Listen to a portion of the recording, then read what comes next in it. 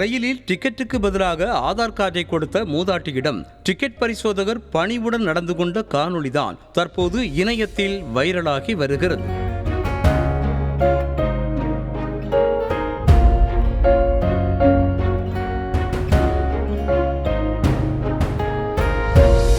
சமீபத்தில் 60 வயது மதிக்கத்தக்க மூதாட்டி ஒருவர் ரயிலில் பயணம் செய்து கொண்டிருந்தார். அப்போது அங்கு வந்த டிக்கெட் பரிசோதகர் மூதாட்டியிடம் டிக்கெட்டை காண்பிக்கும்படி கேட்டிருக்கிறார். அப்போது அந்த மூதாட்டி மிகவும் அப்பாவியாக தனது கைப்பையை திறந்து தன்னிடம் இருந்த ஆதார் கார்டை எடுத்து டிக்கெட் பரிசோதகரிடம் காண்பித்தார்.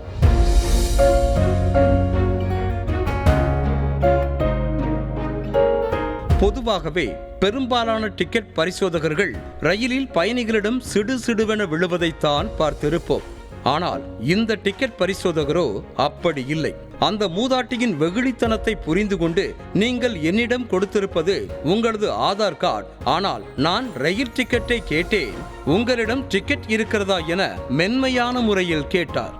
இதை கேட்டதும் குழம்பிய அந்த மூதாட்டி, என்னிடம் இதுதான் இருக்கிறது, என் மகன் இது மட்டுமே போதுமென கூறித்தான் என்னை ரயிலில் ஏற்றிவிட்டார் என பாவமாக கூறினார்.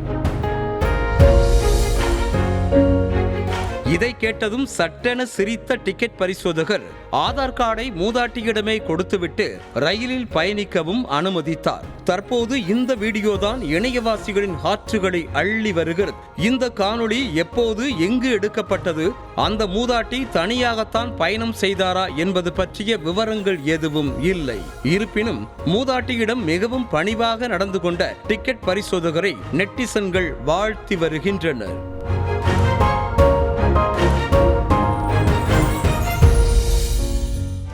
செய்திகளை உடனுக்குடனும் துல்லியமாகவும் தெரிந்து கொள்ள சப்ஸ்கிரைப் பண்ணுங்க.